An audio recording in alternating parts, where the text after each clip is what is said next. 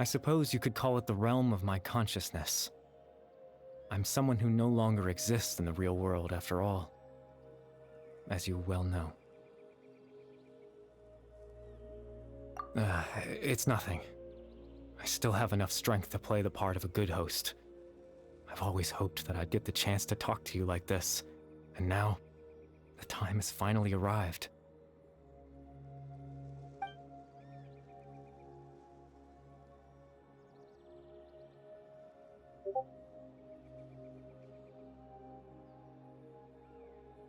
Extreme sorrow and pain, hope and regret coursing through your veins, and a degree of abyssal power that defies comprehension.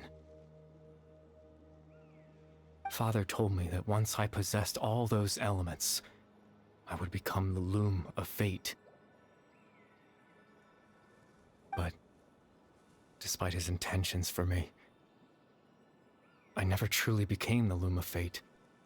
I was merely used as a means for its construction. In truth, I died the moment I set everything in motion.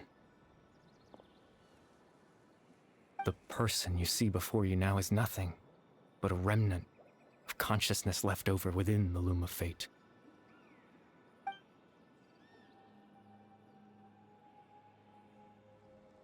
As for your question, the loom of fate is a device capable of weaving ley lines. In its primitive form, it can only be used to create and implant memories. But, as more of it is completed, its power becomes stronger and stronger, until finally, it has the power to weave real ley lines of its own. Once fully completed, the moment it gains the power to weave ley lines, it loses the lower-level ability to influence memories, but it also becomes a tool that can change the entire world. Yes, I have the ability to control the loom in its semi-completed form. I suppose you can think of it as a form of compensation. After all, its existence cost me my life.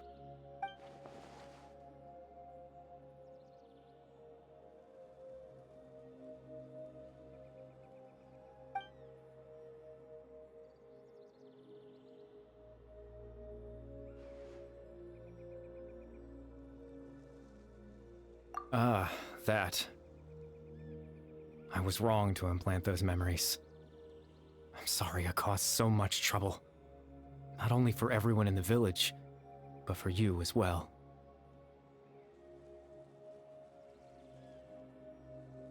I just wanted them to feel like I once existed in this world. As if I had a chance at life.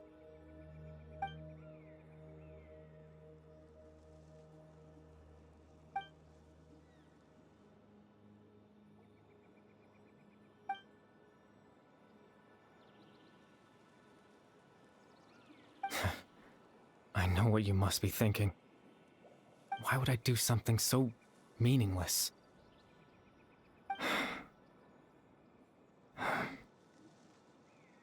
But I just couldn't accept it.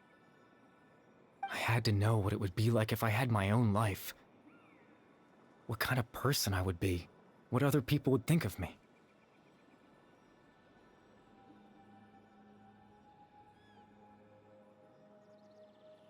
Chief Ahmadiyya, Baram, Granny Jahiyat, Atosa. What would it be like if I could live alongside them? No cataclysm, no curse. Just a quiet life in a peaceful village.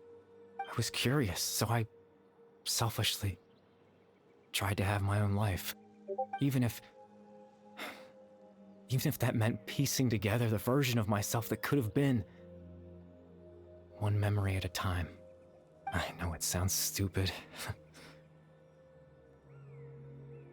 After all, my life ended a long time ago. Any chance at living was stripped away from me when I was 8 years old. My consciousness left to mature in an illusory world of nothingness. Even the form you see before you was nothing but an invention based on my father's appearance. An imagined version of what I would look like if I had the chance to grow up.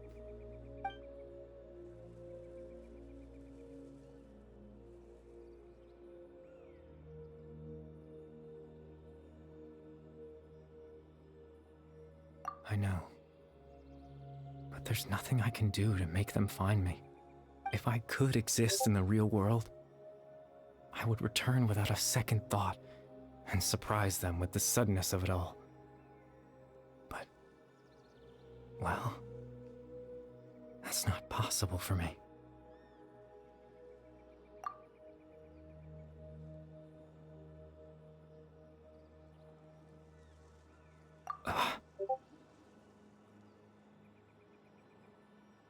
I know.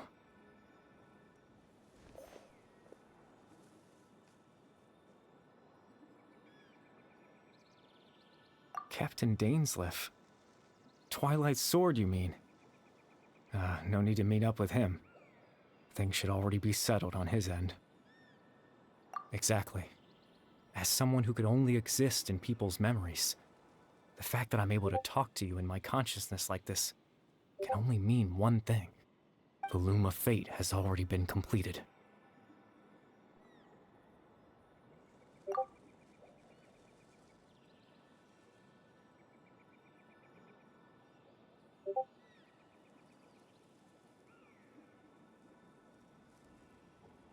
No need to worry about Captain Dainsleif. He's absolutely fine. The only reason he lost the eye was because I happened to guess exactly what he was planning. Captain Dainsleif has had the eye inside his body this whole time, hasn't he? His plan was to lure the Abyss Order to a false location, capitalizing on their pursuit of the eye in order to have the chance to confront the princess. He would then hand the eye to you and tell you to take it away from that location. That way, Captain Dainsleif could accomplish his own goal and ensure the safety of the eye all at once. A very thorough plan. That's right, because in his mind, he had given it to you already.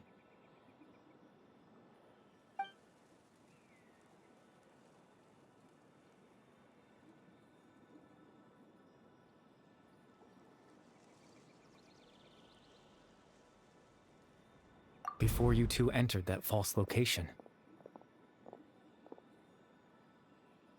Traveler, wait.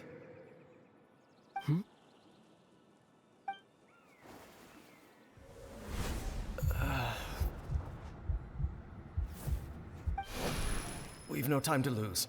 Let's head inside.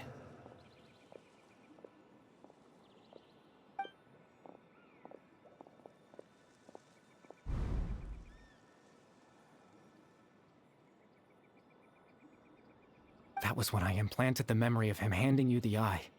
Given the tense situation at that time, Captain Dainsleif failed to notice anything out of the ordinary, and took that memory to be real. I'm sorry, Traveler, but I needed the Loom of Fate to be completed. And to do that, we had to retrieve the eye.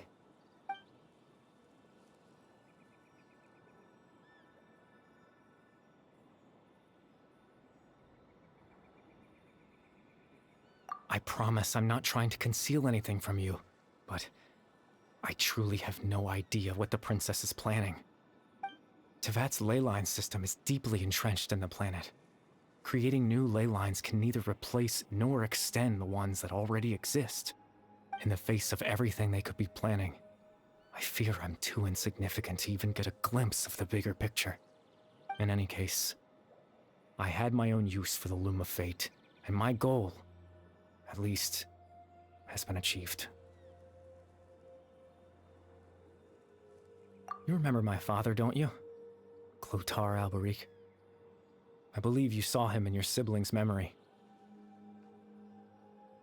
After he used the power of the Abyss to restore consciousness to my hilichurl form, I suffered from an indescribable level of mental anguish. To comfort me, my father told me a story, that this was a fairy tale world where I had to take on the form of a little monster.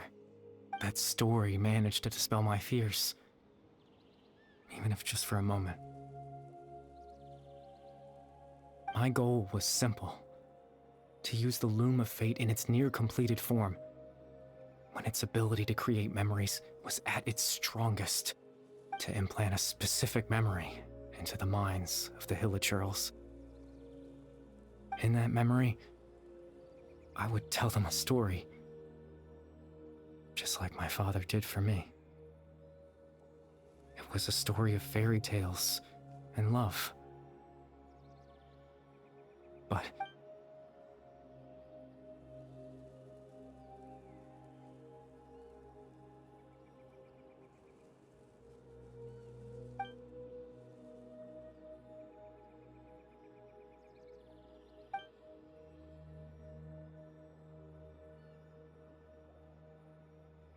I can't change the world. Not when I lost the very right to exist within it. Implanting those memories, that was the most worthwhile thing I could offer. All that's left of my existence is a wisp of residual consciousness tied to the Loom of Fate. In truth, that trace of my consciousness should have dissipated long ago.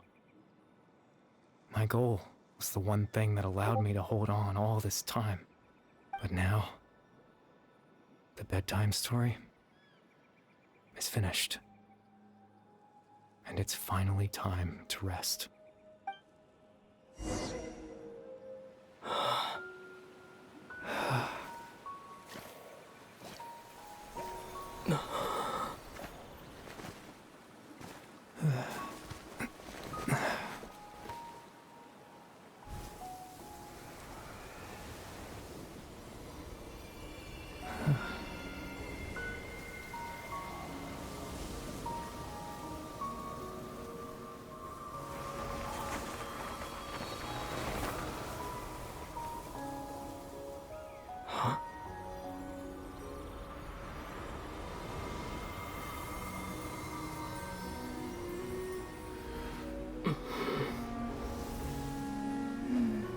Looks like I was too late to see Kari Bear one last time.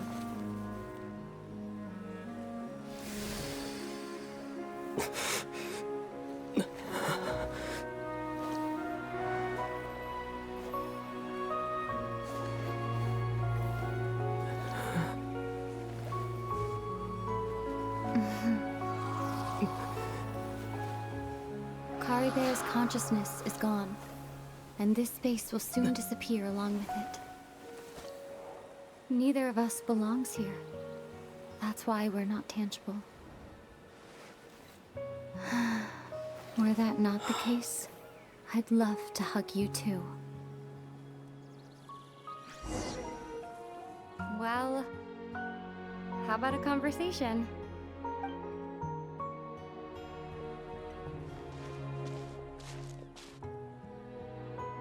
The chance to just stop and talk like this is certainly not easy to come by. Wouldn't you agree? That battle earlier was tough. The one against Dane, I mean. I didn't expect that after everything, he would still hesitate to raise his sword against me. Were it not for that, perhaps I'd still be no match for the Twilight Sword. Even after 500 years. The Loom of Fate, huh? I still haven't found a way to utilize it to its full potential. But there's still time before the heavenly principles awaken. Yes, for 500 years now, ever since the cataclysm in Conria, there's been no sign of activity. Not long ago, you witnessed the Hydro Archon destroy her divine throne. Yes? Such a flagrant disregard for the rules, and still Celestia took no action. I suppose that's proof enough of the Heavenly Principles situation. However, the Heavenly Principles will awaken. We just don't know when that will be, or what might trigger it. You could say that. Just look at Kari Bear. He was so pure and single-minded. The space we now find ourselves is a perfect representation of who he was. Quiet and peaceful. Even as a hilly churl, seeing the terrible sight within the mirror wasn't enough to taint his spirit. He brought comfort to the people of this world, even though he was denied the very right to be a part of it. So ask yourself this. Who was it that deprived him of that right to exist? Of course, that's only one example. My feelings about the heavenly principles are too complicated to explain in just a few words.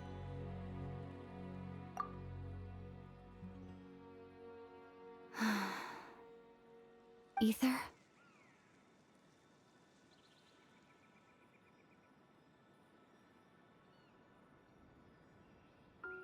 You're the only one in this world who calls me that. There's so much I wanted to ask you, but for some reason, I'm not interested in asking those questions right now. There's just one thing I have to ask. One thing I could never understand. Why? Why can't we continue our journey together?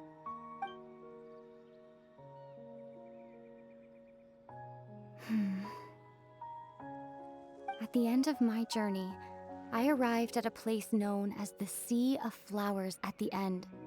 Do you remember? A long time ago, when we traveled between worlds together, you told me you wanted to find a place in the universe where that one flower was in full bloom. To have a place like that suddenly appear before me, well, would you think of that as a coincidence? You mean... I miss you too, Ether. But as this war continues to rage, and as I continue to seek that final answer, I don't even know how to face myself sometimes, let alone my own brother. Huh? What's going on? This space has lost its tether. I doubt it'll be able to exist much longer. In fact, aside from our inability to physically interact with each other, there's something else you should know about this space. With Kari Bear gone, we won't be able to remember anything that happened here. Everything in space will be wiped from existence, including all memory of our reunion. You're only telling me this now?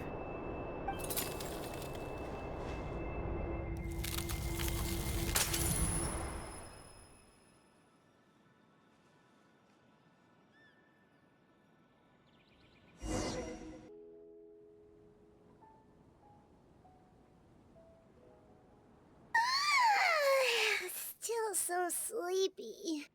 Paimon's head feels all fuzzy. Oh, Paimon woke up a little earlier than you, so Paimon will fill you in. The villagers said that they saw us sleeping near the village yesterday. They couldn't wake us up no matter how hard they tried, so they decided to just bring us back here. Oh, and Dane came by just now. It looked like he was injured. He didn't say anything, though. Just made sure that you were all right and left.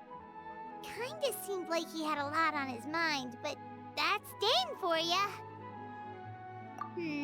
Let's think for a second. We were in that memory, and we saw that guy you called Kari Bear. He was the missing villager that we've been trying to find, right? And after that, Paimon doesn't remember what happened. Wait, really? What a score!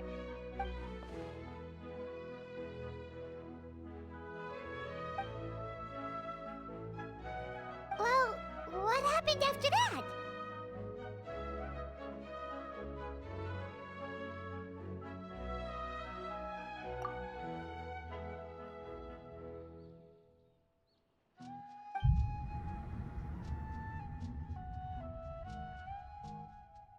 Ah, there you are. Sleep well? Bayram, you sure seem happy. Did something good happen? Something good? Huh. Wasn't anything good or bad, I'd say.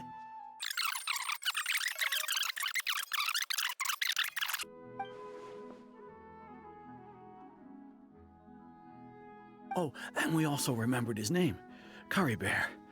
Now, that's not a name you hear every day. Would have been helpful if we remembered it sooner. Well, I hope he's happy wherever he is, and we're all relieved now that we know what happened. Seems like everyone thinks Curry Bear left the village. That's probably for the best.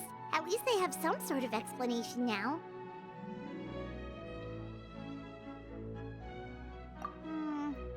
Paimon wonders how Atosa's doing. Maybe we should go check on her. If she hasn't remembered like everyone else, Paimon didn't see her in the village just now, so she's probably at the tree. Come on, let's go talk to her.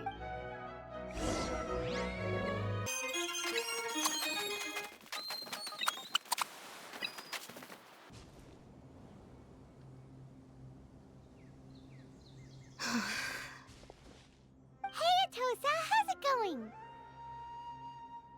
Oh, it's you two. I was just about to go looking for you. I wanted to thank you.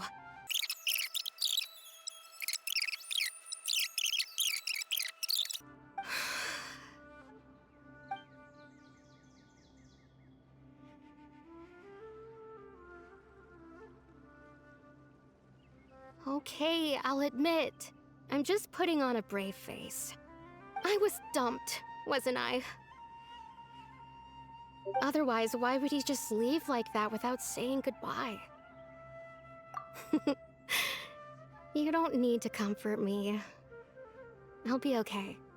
It's just like Curry Bear said. It's the things we overcome that make life more precious.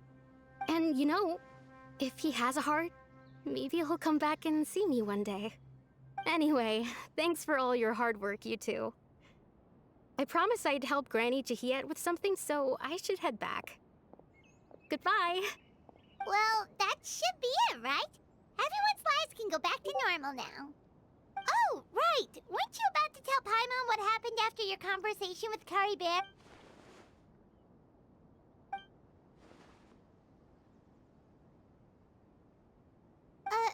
A picture? Where'd that come from? Let Paimon see.